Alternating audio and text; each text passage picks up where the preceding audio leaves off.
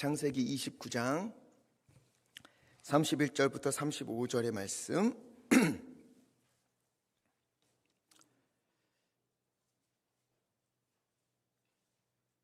함께 읽겠습니다. 여호와께서 레아가 사랑받지 못함을 보시고 그의 태를 여셨으나 라헬은 자가 없었더라. 레아가 임신하여 아들을 낳고 그 이름을 르우벤이라 하여 이르되 여호와께서 나의 괴로움을 돌보셨으니 이제는 내 남편이 나를 사랑하리로다 하였더라.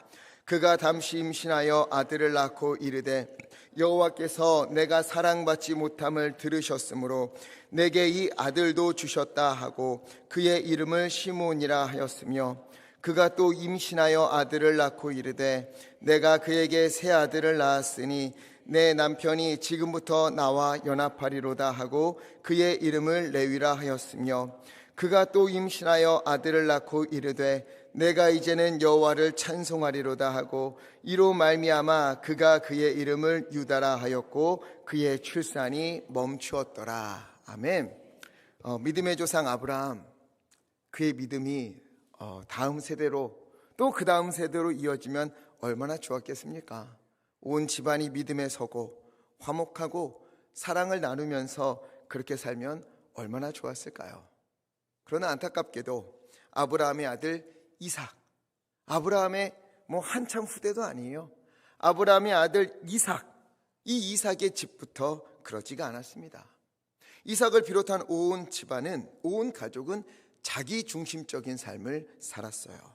하나님은 분명 말씀하셨지요. 창세기 12장 3절 말씀에 너를 축복하는 자에게는 하나님이 뭘 주세요? 복을 내리고 너를 저주하는 자에게는 내가 어떻게 하겠다? 저주하겠다. 땅의 모든 족속이 너로 말미암아 뭐를 얻어요? 복을 얻을 것이다. 하나님이 약속하셨어요. 분명히 말씀하셨어요. 그런데 정작 이삭의 집은 그렇지가 않았습니다. 서로가 서로에게 복이 되어주는 존재, 서로 축복하고 화목한 가정이 되어야 하는데 그런 일을 이삭의 집에서는 찾을 수가 없었어요. 왜 그럴까? 도대체 왜 그럴까? 창세기 12장 3절에 이런 말이 있었지요. 너를 축복하는 자에게는 하나님께서 축복을 주시겠다. 너를 저주하는 자에게는 하나님께서 저주를 내리겠다. 그런데 이삭의 집에서요, 서로가 서로에게 축복하고 있었습니까? 서로가 서로에게 복을 빌어주고 있습니까? 하나님의 은혜가 넘치기를, 하나님의 인도하심이 가득하기를 서로에게 진심을 다해 기도하는 그런 모습이 이삭의 가정 가운데 있었습니까? 아니요, 없었어요. 이삭은 고기를 가져다 주는 에서를 사랑했고, 리브가는 아버지로부터 사랑받지 못하는 야곱을 사랑했고, 에서는 배고픔을 위하여 은혜의 자리인 장자권을 가벼이 여겼고, 야곱은 자기가 갖고 싶은 것 쟁취하려고 형을 속이고 아버지를 속이고 복을 쟁취해 갔어요. 온통 자기중심적이고 상처로 가득한, 전혀 서로에게 복을 빌어주지 않는 그런 가정이었습니다. 만약 서로를 위해서 서로가 복을 빌어주었다면, 기도했다면, 서로 사랑했다면, 서로 위해 주었다면 아마 그 가정에 하나님의 복이 넘치지 않았을까, 그런 생각이 들어요. 우리는요, 서로가 서로에게 복이 되어주는 그런 존재가 되어야 합니다. 가정에서도요, 우리 자녀들에게 가끔 이제 제가 자주 듣던 이야기인데 자녀가 잘못했을 때 에이 썩을 놈 이렇게 이야기하잖아요. 그러지 말고 좀 에이 복 받을 놈, 이거 좀 그렇다, 그래도 너는 복 받을 사람이야. 하나님은 너를 사랑하셔. 너가 아무리 엇나가도, 너가 아무리 그래도 나는 너를 위해 기도할 거고 하나님은 내 기도를 들으사 너의 길을 여시고 너에게 복을 주실 거야. 이렇게 복을 빌어주십시오. 너를 축복하는 자에게 하나님께서 축복하신다 약속하셨잖아요. 가정에서, 교회에서 서로가 서로를 위해서 기도하고 서로가 서로를 위해서 하나님의 은혜를 빌어주고 복을 구하고 그렇게 애쓴다면 그럼요, 우리 하나님께서요, 우리 가정 가운데 우리 교회에게 하나님께서 은혜의 복을 부어주시리라 믿습니다. 내가 축복하는 자에게, 너가 축복하는 자에게 내가 그에게 축복하고, 너를 축복하는 자에게 내가 그를 축복하겠다. 나를 축복하면 저 사람들이 복을 받지. 내가 저 사람을 축복하면 내가 저 사람을 사랑하시는 하나님으로부터 복을 받는구나.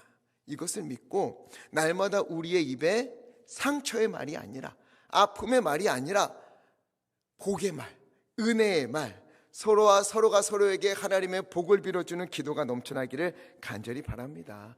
이게 하나님이 원하시는 하나님의 나라고 하나님의 공동체예요. 그런데 이삭은, 그의 가족은 이걸 놓쳤어요. 이걸 완전히 놓쳤어요. 편애하고 빼앗고 죽이려고 하고, 다 자기밖에 몰라요. 내가 잘 되는 것밖에 몰라요. 내가 복을 받기 위해서 남을 깔아뭉갤 수도 있어요. 내가 잘 되기 위해서 남을 무시할 수도 있어요. 그게 이삭의 집이었어요. 서로가 서로에게 복이 아니라 저주가 되어가고 있었던 거예요. 그러니 그의 집은, 그의 가정은 깨질 수밖에 없는 것이지요. 깨질 수밖에 없어요. 오늘 우리의 집에는 어떤 말이 가득한가? 우리 집에는 어떤 말들이 오가는가를 곰곰이 생각해 봐야 합니다. 혹시나 이삭의 가정처럼 어쩌면 좀 어긋났거나 복이 아니라 서로에게 상처 주는 말, 저주의 말이 오간다면 오늘부터 멈추시고 서로에게 복을, 하나님의 복을 구해 주십시오. 마음을 다해 복을 빌어 주십시오. 그걸 붙들고 기도하십시오. 그러면 하나님께서 약속하신 것처럼 너를 축복하는 자에게 내가 축복하겠고, 너가 축복하는 자에 또 저 사람에게 축복하면 나에게도 축복을 주실 것이다. 이것을 믿고 실천했으면 좋겠습니다. 결국 야곱은요, 형을 속이고 또 아버지 이삭을 속인 후에 복을 쟁취했어요. 형 에서는 분노로 가득해서 야곱을 그냥 둘 수가 없었지요. 내가 우리 아버지만 돌아가시면 반드시 야곱을 죽이리라 결심했고, 야곱은 아버지와 어머니의 권유로 하란으로 떠나게 됩니다. 하란에 있는 외삼촌 라반의 집으로 도망을 쳐요. 가는 길에 루스라는 곳이 있어요. 거기서 꿈에 사닥다리가 나타납니다. 기억나시지요? 거기 사닥다리를 바쁘게 막 오르락 내리락 하는 천사들을 보았고, 그 위에 계신 하나님을 그가 만났어요. 하나님이 뭐라고 하셨지요? 창세기 28장 13절에 나는 여호와다. 너의 할아버지 아브라함의 하나님이요 내 아버지 이삭의 하나님이다. 너가 누워있는 땅을 내가 너와 너의 자손에게 줄 것이다. 14절 너의 자손이 땅에 티끌같이 많아질 것이며 서쪽과 동쪽과 북쪽과 남쪽으로 퍼져나갈 것이다. 땅의 모든 족속이 너와 너의 자손으로 말미암아 복을 받을 것이다. 15절 내가 너와 함께 하겠다. 너가 어디로 가든지 내가 너를 지켜줄 것이고 너를 반드시 이곳으로 돌아오게 하겠다. 이 모든 약속이 이루어지기까지 나는 결코 너를 떠나지 않을 것이다. 이렇게 말씀하셨어요. 얼마나 좋아요. 오늘 밤 우리 하나님이 우리 꿈에 나타나셔서 내가 너의 기도한 모든 것을 들었다. 내가 너에게 반드시 응답하겠다. 내가 너를 지키고 너를 인도하고 나의 이 모든 것을 이루기까지, 너의 기도가 응답될 때까지 내가 너와 함께 하실 것이고 결코 떠나지 않을 것이다. 친히 말씀해 주신다면 얼마나 좋겠습니까? 아멘, 아멘. 주님 감사합니다 하겠지요.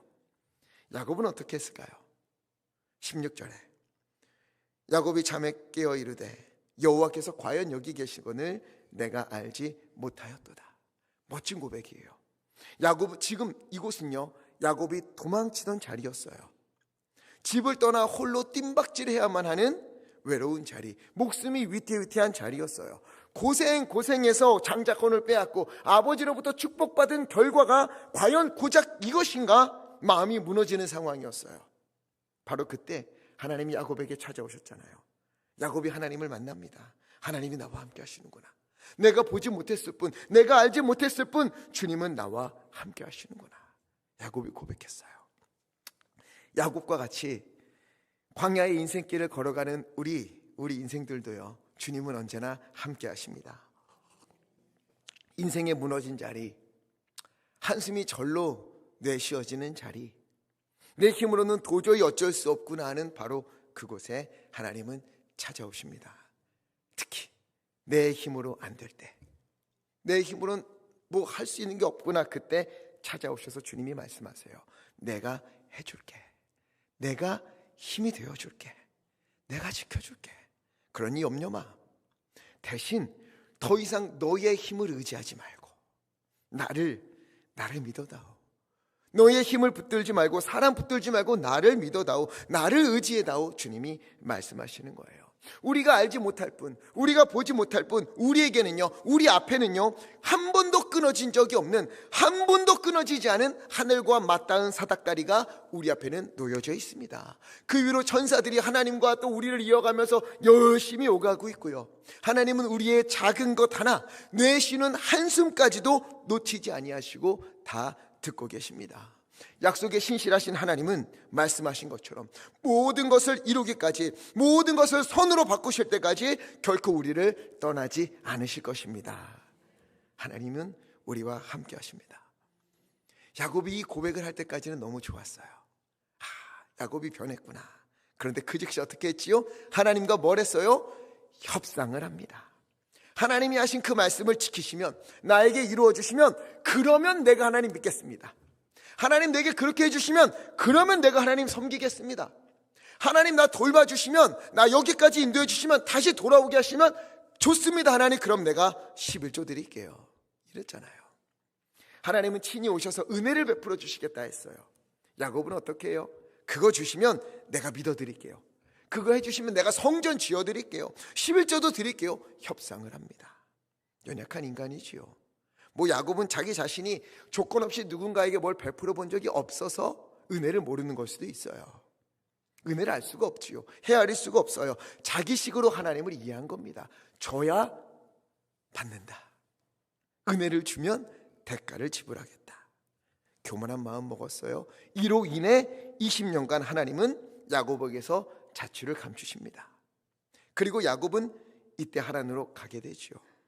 이때 야곱의 나이가 몇 정도 되었을까요? 한창 젊은 나이 같지요? 아니에요. 76 혹은 77입니다. 굉장히 나이가 많지요. 그가 베델에서 하나님을 만나고 그리고 다시 힘을 내어 하란으로 가요. 사진 보여주세요. 저 밑에 브엘사바에서 저기 밧단 아람에 있는 하란까지는요, 한 800km 정도가 돼요. 그런데 중간에 베델이라는 곳에 이르렀잖아요. 브엘세바에서 베델까지가 한 90km 정도 됩니다. 그러니 90km 이 베델까지 왔다가 이제 다시 하란으로 가니까 거의 한 700km, 710km 정도를 내리 달려야 되는 거예요. 한 달이 걸렸어요. 열심히 저기까지 걸어갔습니다. 그러다가 한 달이 걸려서 29장 1절에 야곱이 드디어 동방 사람의 땅 밧단 아람에 이르게 되었어요. 2절을 보니까 그때 야곱이 본즉, 그곳에 가서 보니까는요, 들에 우물이 있었어요. 우물이 있고 그 곁에 양 세 떼가 있었대요. 세 그룹의 양 무리가 있었어요. 그리고 그 양의 무리에는 목자들이 있었겠지요. 이는 목자들이 그 우물에서 물을 먹이기 위해 온 거예요. 큰 돌로 물 어기를 막았다가 3절에 모든 양떼가 모이면, 모든 양의 그룹이 모이면 그 돌뚜껑을 우물에서 걷어내고 그때 양에게 물을 줍니다. 자, 중동은 당시 물이 매우 귀했어요. 너무너무 귀했어요. 그래서 우물은 그들에게 생명줄입니다. 근데 이 우물을요, 혼자서 혹은 한 가정이 파기에는 너무 힘들어요. 그래서 어떻게 하냐면 온 집안이 모여서 우물을 팝니다. 아버지의 자녀들이 다 모여서 우물을 파요. 친척들 다 모여서 우물을 파요. 열심히 파요. 그러면 혹시 또는 거기서 물이 나오기도 하고, 혹은 겨우내 내리는 비가 그곳에 쌓이겠지요. 그러면 이것을 함께 사용하는 겁니다. 그런데 혹시나 어떤 집에서 수시로 와서 가축을 물 먹이고 수시로 자기가 퍼가면 나중에 물이 모자랄 수 있잖아요. 물이 모자르게 되면 큰일이 나는 거예요. 뭐냐면 이 우물을 팠던 온 집안 사람들이 자리를 옮겨야 돼요. 거처로 옮겨야 돼요. 어디로? 우물을 다시 파서 물이 나오는 곳으로. 그러니 우물을 지키는 것은 굉장히 중요해요. 그래서 어떻게 하느냐? 우물에는 규칙이 있습니다. 이 우물에 큰 돌을 덮어두고 우물을 팔 때 함께했던 집안의 사람들이 다 모였을 때, 가축을 치면 그 목자들이 다 모였을 때, 양떼를 다 데리고 왔을 때, 그때 함께 이 돌뚜껑을 걷어내요. 그리고 똑같이 배분해서 물을 나눕니다. 그리고 물을 수시로 체크하고 비가 다시 내릴 때까지 물을 사용할 수 있도록 체크하면서 나누어 먹어요. 그래야 살 수 있거든요. 이게 중동의 규칙이었어요. 그런데 야곱이 어떤 사람인가 하면은요, 야곱이 그 우물에 있는 목자들에게 말을 건네요. 어디서 왔습니까? 우리는 하란에서 왔습니다. 야곱이 깜짝 놀라죠. 야, 기가 막히게 하란에서, 우리 외삼촌 라반이 사는 동네에서 왔네? 그래서 또 물어요. 하란이요? 그러면 혹시 나홀의 손자 라반을 아십니까? 그럼 알지요. 평안히 계십니까?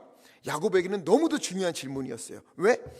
누구보다 외삼촌 라반이 잘 지내야 된다고 그는 믿고 있었어요. 왜냐하면 혹시나 라반이 이사를 갔으면 어떡해요?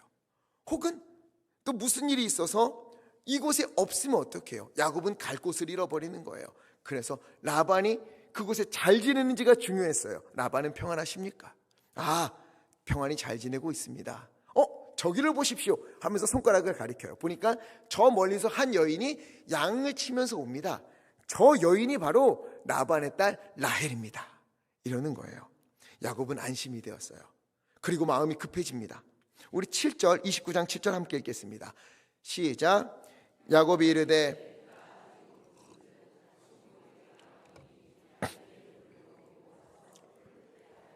아멘. 자, 뭐라고 하냐면요, 야곱이, 자, 다들 이러고 있지 마시고 얼른 양에게 물을 먹이시고 가서 풀을 뜯게 하십시오, 이러는 거예요. 그랬더니 8절에 목자들이 깜짝 놀래요. 지금 무슨 소리 하시는 겁니까? 그러면 우리의 규칙에 어긋납니다. 이 우물을 판 모든 목자들이 모여야만 우리가 돌을 옮겨서 양의 물을 먹일 수 있습니다. 이렇게 이야기를 했어요. 그러자 야곱은 저 다가오는 라헬과 좋은 만남을 가져야 하잖아요.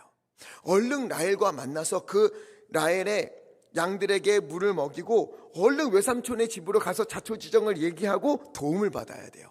다른 목자들이 다 모일 때까지 기다릴 수가 없는 거예요. 그럴 형편이 아니에요. 그래서 그가 어떻게 하는가? 10절에 보니까 라헬이요, 양을 치며 우물 곁으로 오자 그 즉시 야곱이 우물로 달려가요. 그리고는 그 돌뚜껑이 어마어마하게 무겁거든요. 서너 명이 겨우겨우 매달려야 이걸 열 수 있는데 이 야곱이 이걸 혼자서 우물 뚜껑을 열어버립니다. 원래 같이 모여야만 하는 이 우물 뚜껑을 열어버려요. 대단하지요. 라헬을 보고 첫눈에 반해서 괴력이 발휘된 것인지 아니면 살고자 하는 그 욕망이 대단했는지 모르겠어요. 어쨌든 그가 괴력을 발휘해서 어마어마한 돌뚜껑을 혼자 열어버려요. 그리고 라헬이 오자 라헬의 양떼에게 물을 먹입니다. 돌뚜껑을 혼자 옮긴 것도 대단하지만 더 대단한 게 뭐예요? 이 야곱이 전혀 변하지 않았다는 거예요. 자기의 이익을 위해서라면 공동체의 규칙 다 필요 없어요. 다 모일 때까지 기다려야 된다? 필요 없어요. 언제 그거 기다려요? 자기를 위해서, 자기를 돌봐줄 라헬과 라반을 위해서 다 깨버려요. 공동체의 규칙 필요 없어요. 내가 열고 물 빨리 먹이고 얼른 가야 돼요. 이게 야곱의 삶이에요. 그의 이름과 같이 그의 인생은 다른 사람의 뒤꿈치를 늘 붙잡아 왔고, 또한 그는 관계를 깨버리는 삶의 연속을 지냅니다. 온 가족의 관계를 깨버리더니 여기 와서 공동체의 규칙도 깨버려요. 이처럼 야곱은 우물에 커다란 돌뚜껑을 혼자 열어 제끼고 양떼에게 물을 먹이고 라헬에게 입을 맞추고 엉엉 울어요. 나는 당신의 어머니, 당신의 아버지 라반의 여동생 리브가의 아들입니다. 깜짝 놀란 라헬이 집으로 달려가서 라반에게 이야기합니다. 그러자 라반이 그 이야기를 듣자마자 버선발로 달려와요. 왜 그랬을까요? 왜 그랬지요? 야곱이 너무 보고 싶어서, 내 여동생의 아들, 내 조카가 너무 보고 싶어서? 아니요. 라반은요, 옛날을 기억했어요. 아브라함이 종을 보내서 그의 이삭의 아내감을 찾아왔을 때 어마어마한 선물을 가져왔거든요. 그래서 라반의 여동생을 그 선물을 받고 리브가가 가게 됐거든요. 이걸 기대한 거예요. 야, 거기서 또 왔네. 야, 어마어마한 선물을 가져왔겠지. 라반은 돈이라면 환장하는 사람입니다. 그러니 야, 라반이 리브가의 아들 얼마나 많은 재물을 가지고 왔을까. 버선발로 달려가서 맞았어요. 그리고 야곱을 붙들고 입을 맞추고 자기 집으로 데려왔어요. 집에서 씻기고 음식을 먹고 조금 쉬었다가 엄청난 환대에 야곱이 코끝이 막 찡해졌어요. 그리고 지나온 일들을 이야기합니다. 그러자 라반이요, 야곱을 달가워했을까요? 아니요. 야곱이 빈털터리로 왔거든요. 전혀 반갑지 않은 거예요. 선물도 안 가져왔는데, 돈도 없는데, 그래도 일단 야곱을 향해 고개를 끄덕이면서 14절에 너는 내 혈육이다. 어깨를 쓰담쓰담 해주고는 한 달을 지냅니다. 그리고 이때부터 라반은 머릿속으로 계산기를 두드렸어요. 저 녀석을 어떻게 써먹지? 저 녀석에게 뭘 뽑아먹지? 계산기를 두드립니다. 지금은 야곱에게 돈이 없지만, 야곱에게 선물이 없지만, 라헬에게 들어보니까 야곱이 어떤 사람이에요? 그 어마어마한 돌뚜껑을 혼자 들어 제꼈거든요. 이야, 그 노동력을 내가 써먹어야겠다, 이 생각을 갖는 거예요. 그래서 한 달 뒤 야곱에게 슬며시 이야기를 꺼냅니다. 15절 함께 읽겠습니다. 시작. 라반이 야곱에게 이르되 어찌 그저 내 일을 하겠느냐? 내 품삯을 어떻게 할지 내게 말하라. 한 달 동안은 융숭한 대접을 해주다가 한 달 뒤에 계산기를 다 두드린 뒤에 이복의 조카, 언제까지 이렇게 먹고 놀기만 할 생각인가? 일해야지. 일해. 품삯 내가 쳐줄게. 어떻게 품삯 쳐줄까? 이렇게 노동력을 사용하려고 하는 거예요. 그러자 야곱이 대답합니다. 18절 함께 읽겠습니다. 시작. 야곱이 라헬을 더 사랑함으로 대답하되 내가 외삼촌의 작은 딸 라헬을 위하여 외삼촌에게 7년을 섬기리이다. 아멘. 외삼촌, 제가 외삼촌의 딸 라헬을 너무너무 사랑합니다. 라헬을 내게 주시면 7년을 섬기겠습니다. 이 지금부터 야곱과 라반의 치열한 두뇌 싸움이 시작되는 거예요. 아주 누가 더 비열하냐, 누가 더 비겁하냐, 이 싸움이 시작된 겁니다. 먼저 야곱이 제시했어요. 라헬을 위하여서 몇 년? 7년. 자, 보통 결혼 지참금으로 얼마를 주냐면요, 남자가 결혼 지참금으로 여자의 집에 지불하는 값은 은 40세겔이 됩니다. 이때 10세겔이 뭐냐면 1년 연봉 정도 돼요. 1년 동안의 봉급이 10세겔 정도 됩니다. 그러면 보통 남자가 여자를 위해서 드리는 게 은 40세겔이잖아요. 그러니까 4년만 하면 돼요. 4년만 노동하면 돼요. 그런데 야곱이 머리를 굴렸어요. 한 달 동안 환대를 받으니까 내가 7년 더 부르면, 더 많이 이야기하면 기특하다고 생각하고 에이, 가족이니 2, 3년으로 깎아주겠지, 이 생각을 했어요. 그런데 라반은 어떡합니까? 옳거니 걸려들었다. 7년 콜! 딱 이러고 7년에 그 결혼 지참금이 거의 2배 되잖아요. 40세겔인데 이제 7년이니까 70세겔이니까 이걸 받고 둘째 딸을 주기로 약속합니다. 그리고 말은 멋있게 해요. 19절에 그를 내게 주는 것이 타인에게 주는 것보다 낫지 않겠느냐. 염려 말고 나와 함께 있으라. 아주 말은 멋있게 해요. 그러나 속은 시커멓게, 그렇게 하고 음흉하게 대답을 한 거죠. 야곱이 한 방 먹었어요. 그래도 20절에 보니까 라헬을 너무도 사랑해서 7년을 며칠같이 여겼습니다. 7년이 지났어요. 야곱이 라헬과 결혼하는 날입니다. 라반은 딸과 조카를 위해서 잔치를 열었어요. 야곱이 7년 동안 얼마나 고생했습니까? 물론 사랑하는 마음으로 며칠처럼 여겼다고 하지만 얼마나 고생 많았겠어요. 마음고생 많았겠어요. 드디어 이 모든 고생에 꽃이 피는구나, 드디어 보상을 받는구나, 잔치를 열심히 즐겼어요. 그리고 신혼집으로 텐트로 들어갑니다. 그때 라반이 어떻게 합니까? 기쁨에 겨워 술을 진탕 마신 야곱의 텐트에 누구를 데려갔어요? 23절에 레아를 그 방에 집어넣습니다. 야곱은 얼마나 취했던지 그것도 모르고 레아와 첫날 신혼을 보내요. 아침에 눈을 떠보니까 라헬이 아니라 레아네요. 야곱이 화가 났어요. 25절에 외삼촌, 어찌 나를 속이십니까? 나는 분명 라헬을 위하여 7년을 고생했는데 레아라니요, 라헬을 주셔야죠. 어떻게 속이십니까? 라반이 대답합니다. 26절에 이보게 야곱, 우리 지방에서는 언니보다 동생을 먼저 시집 보내는 것은 옳지 못한 일이라네. 그러니 27절에 이를 위하여 7일을 더 일하면 내가 라헬도 자네에게 아내로 주겠네. 그런데 결혼 지참금 알지? 몇 년? 7년. 7년 더 일해야 돼. 이런 거예요. 야곱은요, 그동안 속이고 빼앗는 사람이었어요. 그런데 라반은 야곱보다 몇 수 위였습니다. 야곱의 노동력을 포기할 수가 없는 거예요, 라반은. 그래서 자기의 두 딸을 이용해 먹었어요. 나쁜 아버지지요. 첫째 딸을 먼저 주고, 그리고 둘째 딸을 주면 무려 14년간 이 야곱의 노동력을 무료로 쓸 수 있는 거예요. 참 라반 못됐습니다. 결국 어떻게 됩니까? 이 일로 인해서 30절에 야곱은요 레아보다 라헬을 더 사랑했어요. 레아는요 아버지에게 이용당하고 남편에게 사랑도 못 받는 처량한 신세가 되고 맙니다. 물론 둘의 외모적인 차이는 있어요. 17절에 보니까 레아는 시력이 약하고 라헬은 곱고 아리따웠다. 레아를 가리킬 때는 시력을 이야기하고 라헬을 가리킬 때는 외모를 이야기해요. 그래서 시력이 약했다라는 말은 눈이 잘 안 보이니까 찡그리고 봐서 그렇게 예쁘게 보이지 않았다 이런 이야기도 하지만 여기 나오는 시력이 약했다라는 표현은 눈매가 부드럽다라는 표현도 있어요.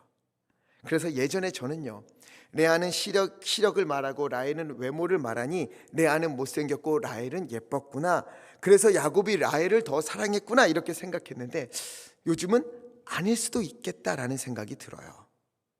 레아는 눈매가 부드러운 아리따운 여인이었고요, 라헬은 또 곱고 아리따운 여인이었어요. 둘 다 아름다웠을 수도 있어요. 그러나 야곱은요 외삼촌에게 속아서 레아를 아내로 맞아들었어요. 라헬을 아내로 맡기 위해서 앞으로 7년을 더 고생해야 합니다. 속아서 레아를 아내로 맞았어요. 그러니 야곱이 볼 때 레아가 예뻐 보였겠습니까? 볼 때마다 우라가 치미는 거예요. 레아를 보면 화가 나는 거예요. 레아를 보면 그 지난 7년의 그 고생이 막 떠오르는 거예요. 그래서 레아를 보면 사랑하지 않는 거예요. 참 레아 불쌍하지요. 레아는요 어쩌면 더 좋은 남자 만나서 행복하게 살 수 있었을 텐데 아버지에게 이용당해서 남편에게 사랑도 못 받고 동생과 사이가 틀어지고 평생을 마음고생하면서 아파하면서 살아야 하는 그런 인생이 된 겁니다. 너무 안타까워요. 너무 안타까워요. 그런데 이 안타까움을 하나님도 아셨는지 하나님이 그녀를 불쌍히 여기십니다. 31절 함께 읽겠습니다. 시작. 레아가 사랑받지 못함을 보시고 그의 태를 여셨으나, 아멘. 하나님이요 레아를 보고 계셨어요. 레아가 아버지에게 이용당하고 남편에게 사랑받지 못하는 그녀의 아픔을 헤아리셨어요. 그리고 어떡합니까? 그녀의 태를 열어주십니다. 레아가 몸이 튼튼해서 아기집이 튼튼해서 자녀를 순풍순풍 낳은 게 아니라 하나님이 그녀를 보시고 안타까워서 그를 불쌍히 여기셔서 그의 태의 문을 여신 거예요. 여기서 사랑받지 못했다라는 표현은 그냥 이 사람보다 덜 사랑했다 이런 표현이 아니에요. 좀 더 강경합니다. 미워하다, 가증스러워하다 이런 표현이에요. 야곱은요 레아를 보고 미워했고 가증스러워했어요.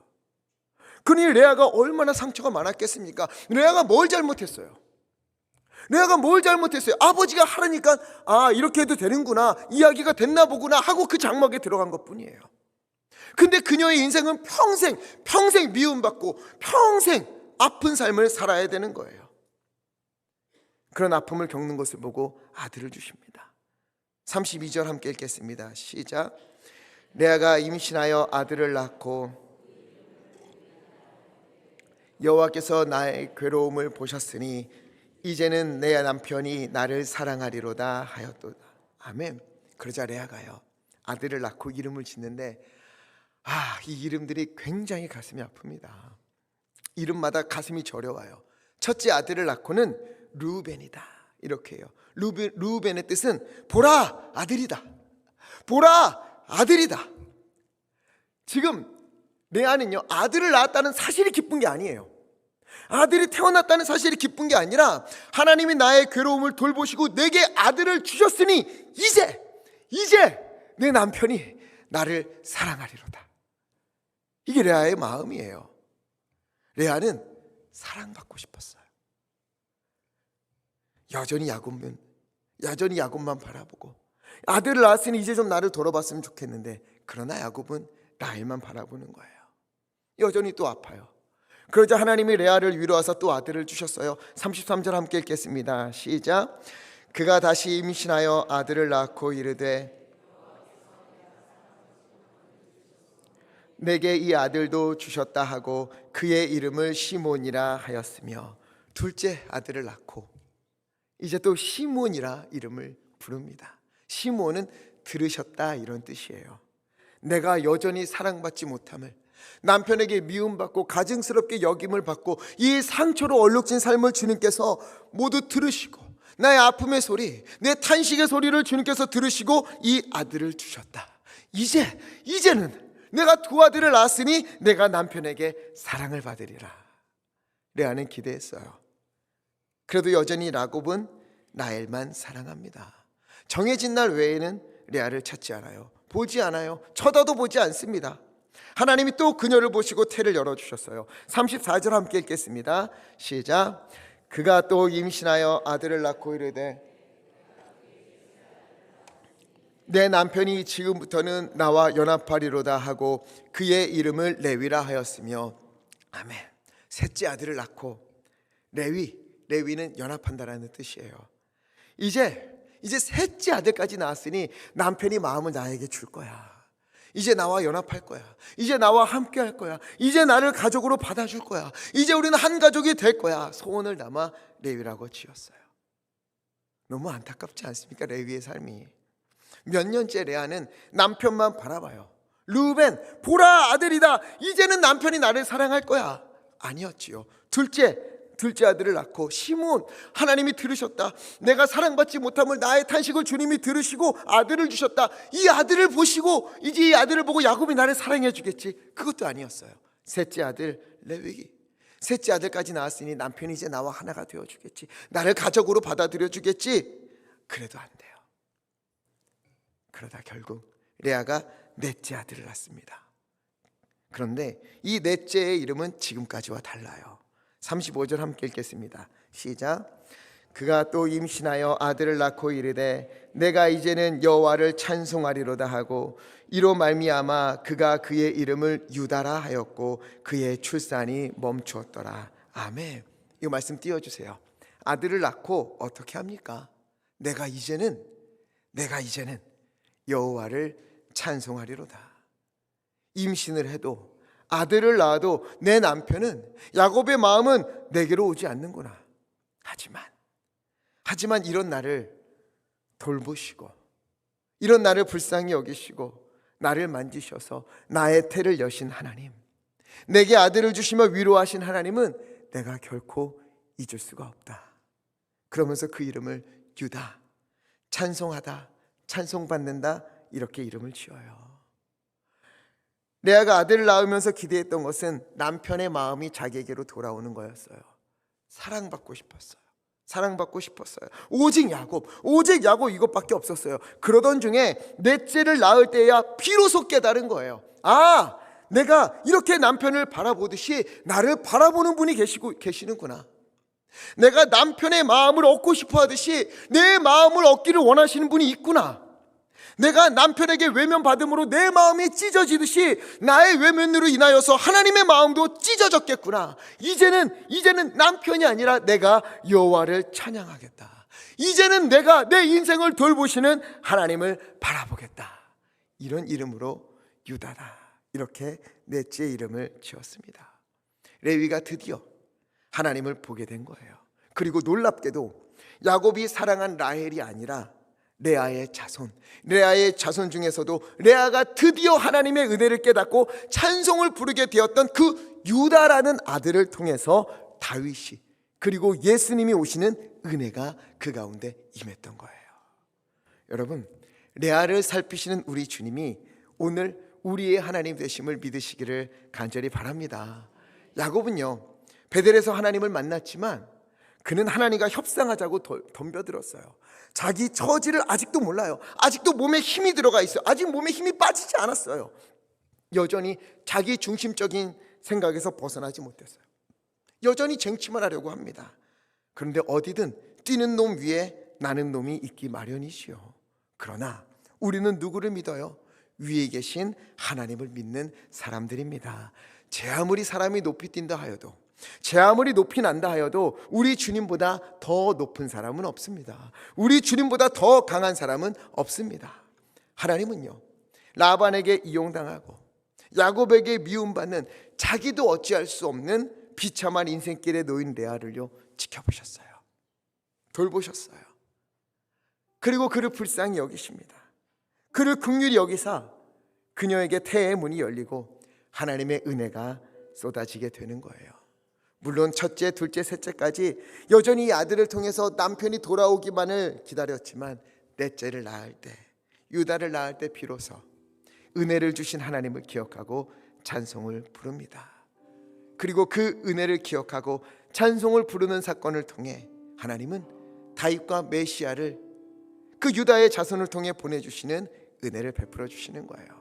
혹시 우리 가운데에 우리의 삶이 레아와 같다라고 여기시는 분들이 있습니까? 원한 것이 아니에요. 내가 원한 것도 아닌데 어느 순간 내 건강이 무너져 있습니다. 내가 원한 것도 아닌데 내 삶이 망가져 있는 거예요. 내가 원한 것도 아닌데 나는 사랑받고 싶은데 미움받는 존재가 되어버린 거예요. 나도 뭔가 해보고 싶은데 내가 할 수 있는 게 아무것도 없어요. 도대체 어떻게 해야 될까라고 하는 이 레아를 하나님이요 그런 그녀의 한숨 소리를 들으시고 그녀의 삶을 돌보시고 그리고 그녀를 불쌍히 여기시고 긍휼히 여기시고 그녀에게 위로의 선물로 아들을 주시며 그녀와 함께하고 있음을 그녀에게 들려주셨습니다. 보여주셨어요. 지금까지 은혜를 베푸신 하나님, 그것처럼 지나온 삶에 그때 하나님의 은혜가 있었지 했던 그 일들 기억하십시오. 그리고 여전히 긍휼을 베푸신 하나님을 바라보십시오. 오늘 우리의 삶에 나 참 이렇게 되고 싶었는데 내가 원했던 삶은 아닌데 그래도 하나님 주님이 나를 돌보시니 나를 긍휼히 여기시니 유다 내가 하나님을 찬송하겠습니다 하는 일들이 우리 가운데 넘쳤으면 좋겠습니다. 시편 103편 13절 말씀 함께 읽겠습니다. 시작. 아버지가 자식을 긍휼히 여김같이 여호와께서는 자기를 경외하는 자를 긍휼히 여기시나니. 아멘, 아멘. 아버지가 자식을 긍휼히 여김같이 자녀가 부모를 사랑하고 안타까워하고 뭐든지 해주고 싶고 자기의 목숨까지도 내어주고 싶어하는 것 같이 하나님은요 우리에게 은혜 베풀어 주기를 원하십니다. 자기를 경외하는 자를 긍휼히 여기십니다. 우리가 레아와 같은 삶이 있더라도 도저히 이해할 수도 없고 내가 원한 것도 아니고 어떻게 할 수도 없는 상황에 놓여진다 할지라도 우리가 그때 레아처럼 유다 내가 이제는 하나님을 찬송하겠습니다. 지금까지 돌보신 하나님 그리고 앞으로도 돌보실 하나님을 의지하며 주님을 찬송하겠습니다 하는 고백이 우리 가운데 넘치기를 간절히 부탁을 드립니다. 그 고백을 통해 레아의 고백을 통해 다윗과 예수님이 오게 된 은혜의 일들이 있었던 것처럼 우리의 삶에도 그런 우리의 고백을 통해 하나님께서 주님의 놀라운 뜻을 주님의 놀라운 선하심을 보여주실 줄 믿습니다. 이미 받은 은혜가 있다면 잊어버리지 마십시오. 주님을 찬송하며 사십시오. 은혜가 필요하다면 오늘 주님께 구하십시오. 긍휼히 여기시는 주님께 구하십시오. 하나님이 오늘 우리를 긍휼히 여기실 줄 믿습니다. 그래서 오늘은 찬송을 하나 부르고 싶어요. 찬송가 제가 너무도 좋아하는 찬송이에요. 그거 주님을 찬송하면서 할렐루야 할렐루야 이 찬양이 있죠. 우리 오늘 레아와 같은 상황이 있다면 내가 이런 상황에도 주님만 찬송하며 살아야지 그리고 주님의 은혜만을 바라봐야지 하는 마음으로 우리 함께 찬송을 부르겠습니다. 주 안에 있는 나에게 주 안에 있는 나에게 딴 근심이 있으랴 십자가 밑에 나가 내 짐을 풀었네. 주님을 찬송하면서 할렐루야 할렐루야 내 앞길 멀고 험해도 나 주님만 따라 1절 한 번 더 찬양합니다. 주 안에 있는 나에게 딴 땅 근심이 있으랴 십자가 밑에 나가 내 짐을 풀었네 주님을 찬송하면서 아멘 할렐루야 할렐루야 내 앞길 멀고 험해도 나 주님만 따라 주님을 찬송하면서 할렐루야 할렐루야 내 앞길 멀고 험해도 나 주님만 따라가리 주님을 찬송하면서 할렐루야 할렐루야 내 앞길 멀고 험해도 나 주님만 따라가리 우리 시간 말씀을 기억하며 함께 기도했으면 좋겠습니다. 혹시나 내와 같은 일들이 우리 앞에 놓여질 때가 있습니까? 내가 원한 것도 아닌데 내가 어찌할 수도 없는 상황 가운데에 나의 건강이 무너져 있기도 하고 집안이 무너져 있기도 하고 집안이 깨져 있기도 하고 내가 넘어설 수 없는 일들이 나에게 있고 나는 사랑받고 싶은데 그 방법도 모르겠는 그런 일들이 우리 가운데 있습니까? 하나님이여 주님께서 레아를 긍휼히 여기신 것처럼 오늘 우리 가운데 오사 우리를 긍휼히 여겨 주시옵시고 우리를 불쌍히 여겨 주시옵시고 하나님께서 위로하여 주시옵시고 하나님께서 길을 열어 주시옵시고 하나님께서 그 삶 가운데 하나님의 은혜를 주님의 복을 부어 주시옵소서 우리가 주님을 찬송하며 살겠으니 하나님이여 우리 가운데 임자하여 주시옵소서 우리 주여 힘차게 외치시고 합심하여 함께 기도하겠습니다. 주여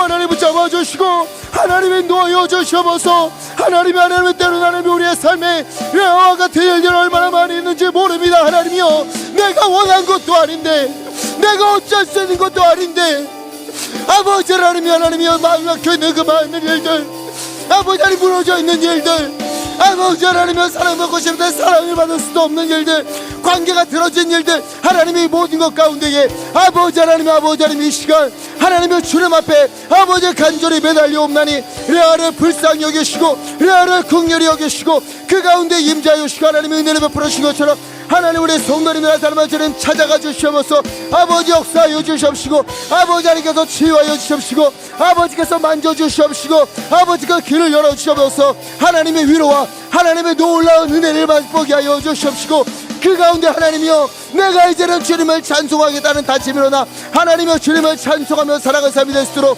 아버지 하나님 인도하시고 주 하나님 붙잡아 주시옵소서 하나님 돌보아 주시옵소서 하나님 사랑과 은혜가 많으신 아버지 하나님 때로는 우리가 레아와 같은 일들을 겪을 때가 얼마나 많은지 모릅니다. 내가 원한 것도 아닌데 어느덧 내 건강은 무너져 있고 어느덧 삶의 많은 부분들이 어그러져 있고 관계가 깨어지고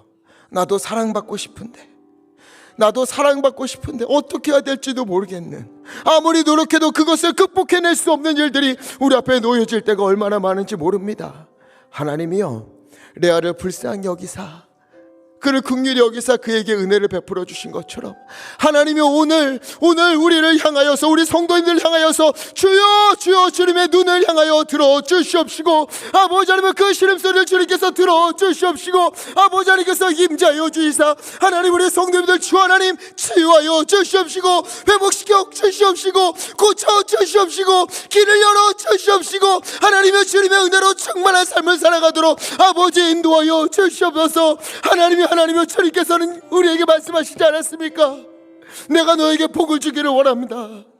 나는 너의 행복을 원한다 주님 말씀하셨지 않습니까? 하나님이여 우리의 삶을 주장하여 주시옵시고, 레아와 같이 무너진 우리의 삶, 사랑과 받지 못하는 삶, 아버지 너무도 힘든 삶 가운데 주님께서 임재하여 주시사, 하나님이여, 역시 나는 하나님의 복을 받은 사람이다, 하나님의 은혜를 누리는 사람이다, 하나님께서 함께 하시는 사람이다 누리며 기쁨의 찬송을 부를 수 있도록 하나님 은혜의 은혜를, 복의 복을 부어 주시옵소서. 우리가 주님을 찬송하며 살기를 다짐합니다. 어느 때라도 주님을 찬송하겠으니 하나님이여 우리의 마음을 기뻐받아 주시옵시고, 긍휼을 여기는 자를 긍휼히 여기나 주님 말씀하시고, 여호와를 경외하는 자를 주님이 긍휼히 여기시나 말씀하셨으니, 우리 가운데 주님의 긍휼과 주님의 은혜와 주님의 놀라운 영광을 보여 주시옵소서. 주여 우리 가운데 임재하여 주옵소서. 예수 그리스도 이름으로 기도하옵나이다. 아멘.